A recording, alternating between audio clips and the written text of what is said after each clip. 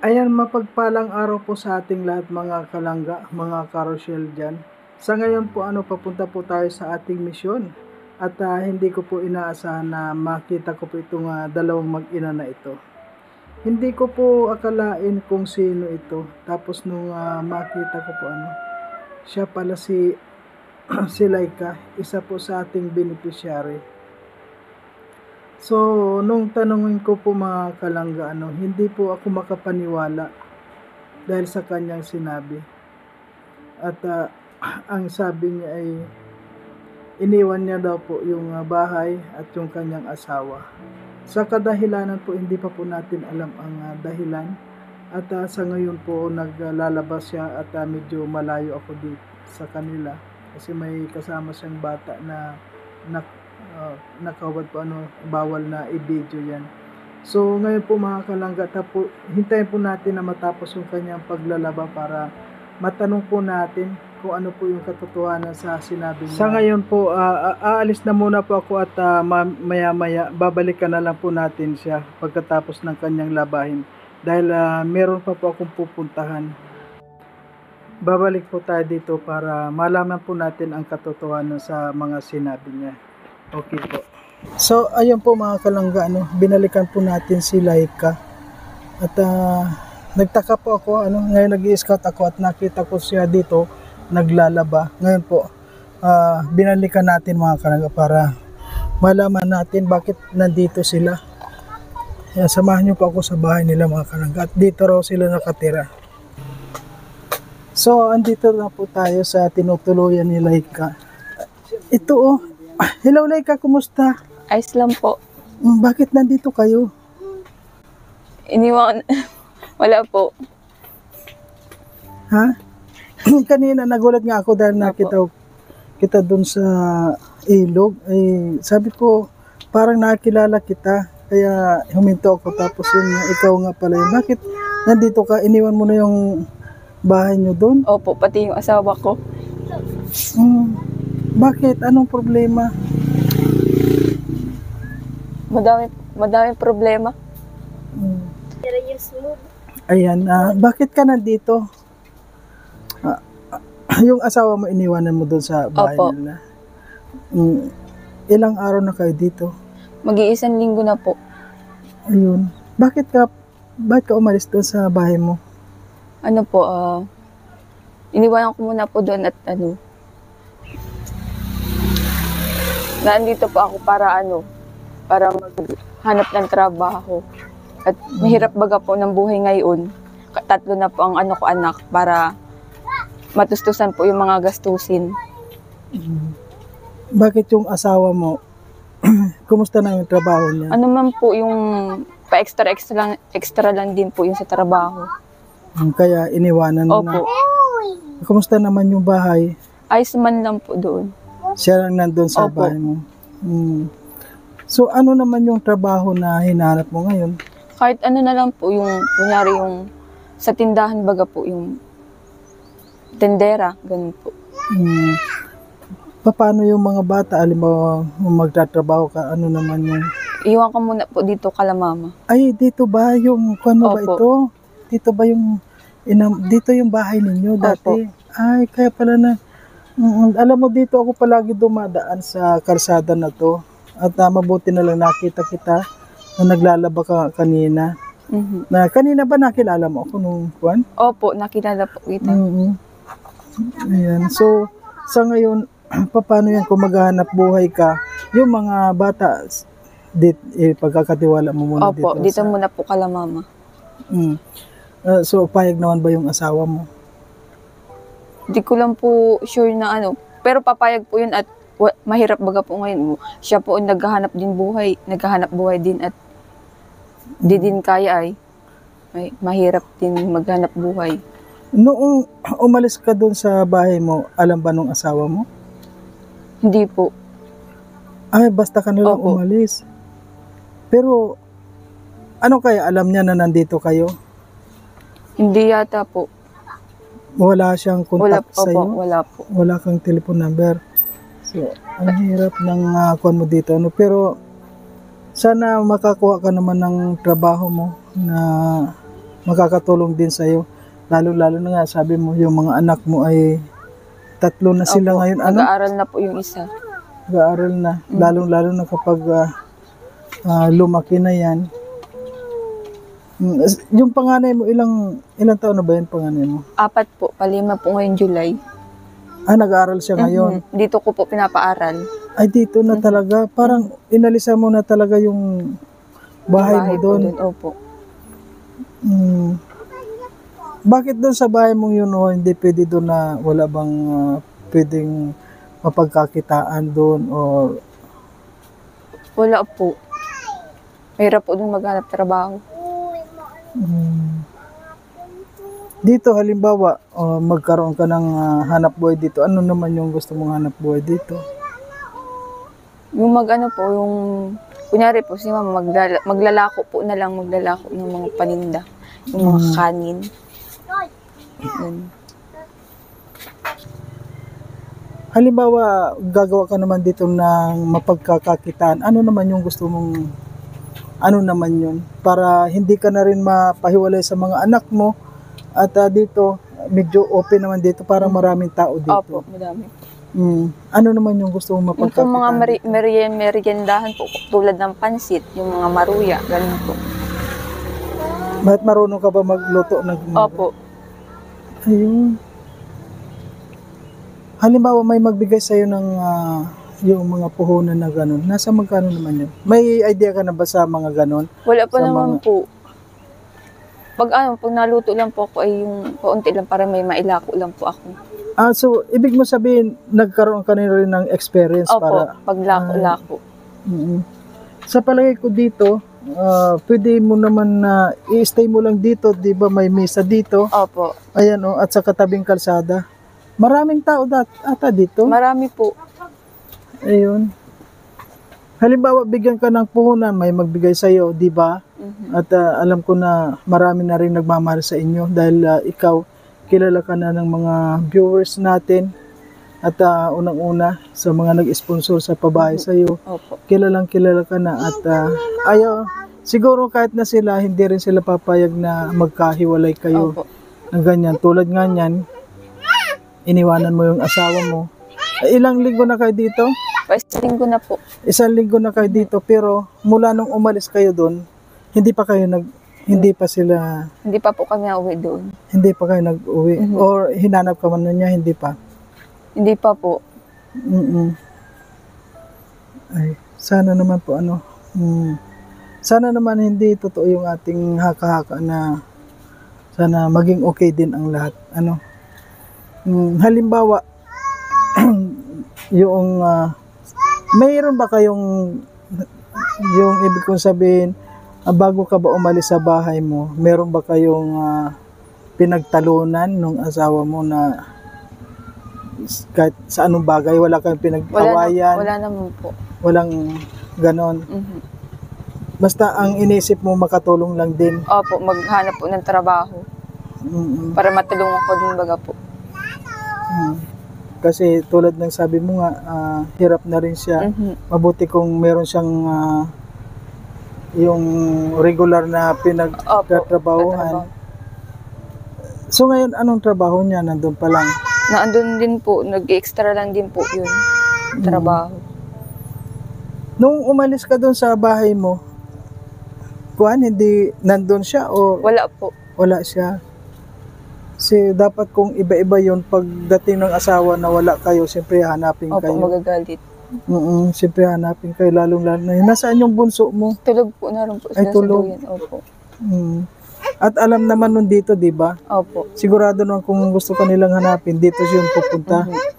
Pero hindi pumunta dito. Hindi po.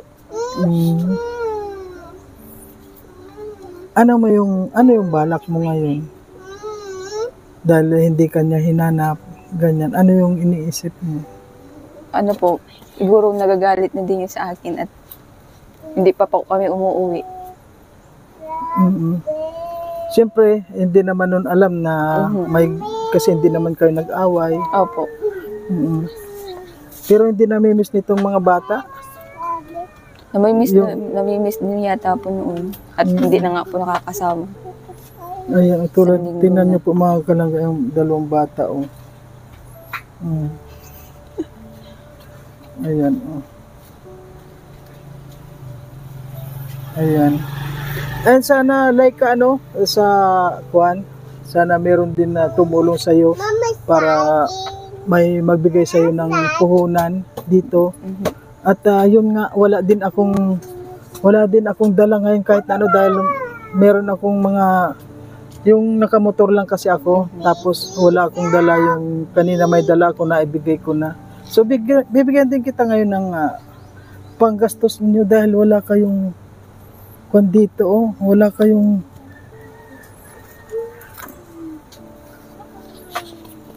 ayan, pasensyahan mo muna yung Salamat po. kwan para mayroon din kayong panggastos. Opo. Yung mga bata, sana wag mong pababayaan din sila para kwan, hindi sila magutom. Hindi naman ba sila nagugutom? Hindi naman po. Yan. Yan, wag mo lang silang gugutumin dahil kawawa man. Kaya nga umalis ka doon para sa mga bata. Opo. Meron naman kayo ditong kinakain. Meron naman po. Kasi hindi ka naman pababayaan ng magulang mo, At siyempre, nandito lang din ako. Halimbawa, namang problema. Alam mo naman yung FB ko, siyempre, walang iba magtutulungan kundi. Kasi ikaw, bahagi ka na rin sa aking mga tinutulungan. Kaya, nandito pa rin ako na handang tumulong sa inyo. At sana makuan din ng ama. Sana makuan din ng ama na makita kayo dito. Kasi kuan naman. So, ngayon Laika, ano yung masasabi mo sa mga viewers natin, sa mga nagmamahal sa iyo?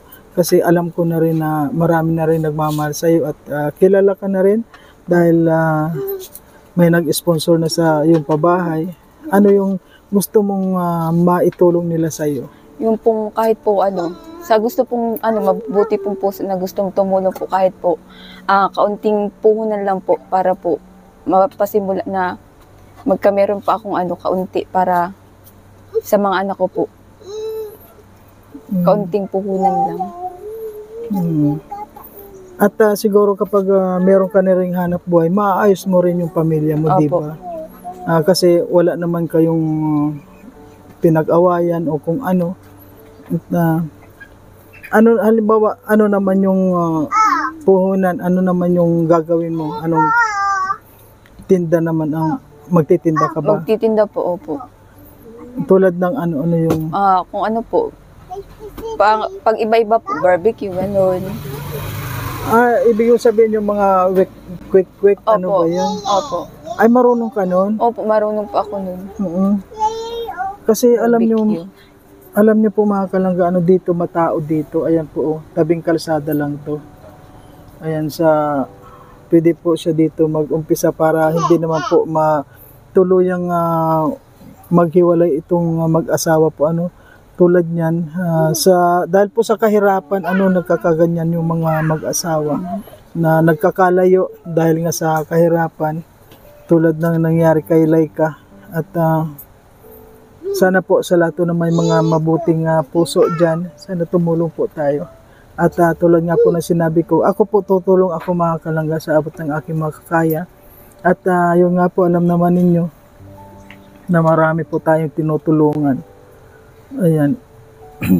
Yan, so Laika, anong masasabi mo pa sa kanila? Sobra pa Sa kuwan mo naman, sa asawa mo, anong masasabi mo? Iniwanan mo siya doon.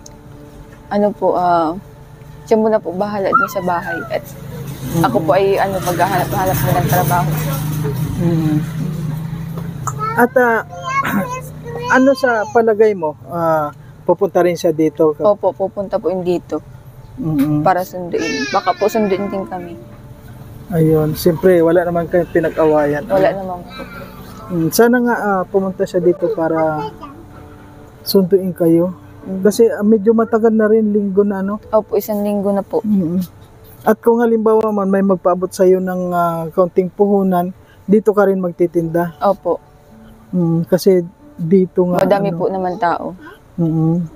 Kasi malapit lang din naman yung bahay nyo at saka dito, di ba? Opo. Ilang minutes lang yun. Yung pag yung asawa ko po siguro mga 40 minutes bago makadating doon sa labo. Pas pa magpa-drive ng 40 minutes? Opo. Di, medyo malayo din po mga kalangga. Ayan. 40 minutes. Di sana, dalangin ko rin na sana maging ayos ang lahat. At wag mong isipin yun na maging broken family, di ba?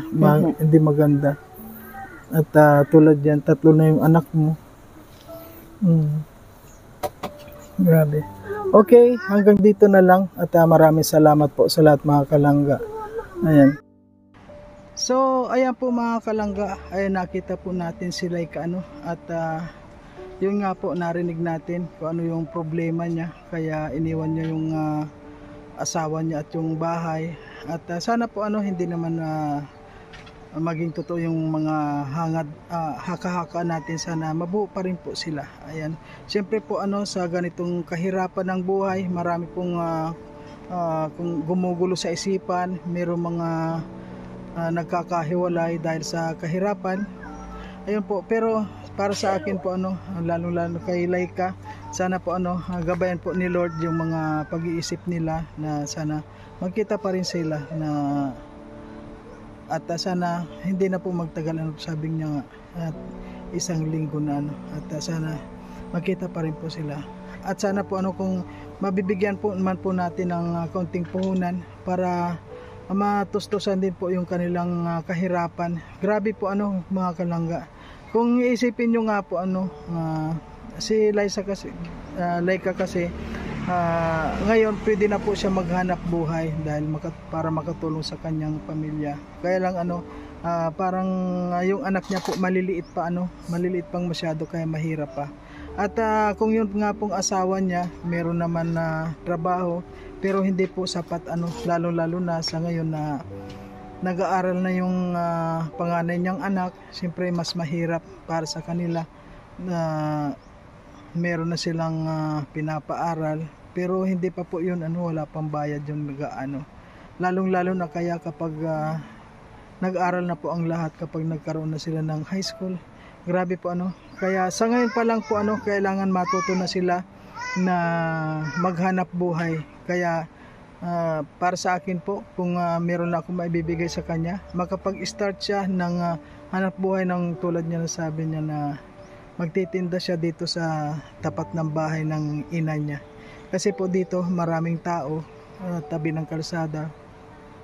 Sana po maging successful naman yung kanyang kita, yung kanyang kaunting mapagkakakitaan. Ayan.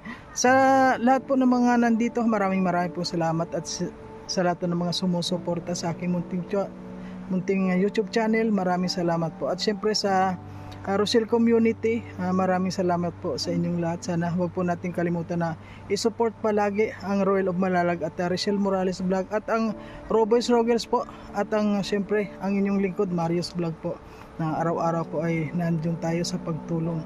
And maraming po salamat. Hanggang dito na lang. Babay na muna po pansamantala.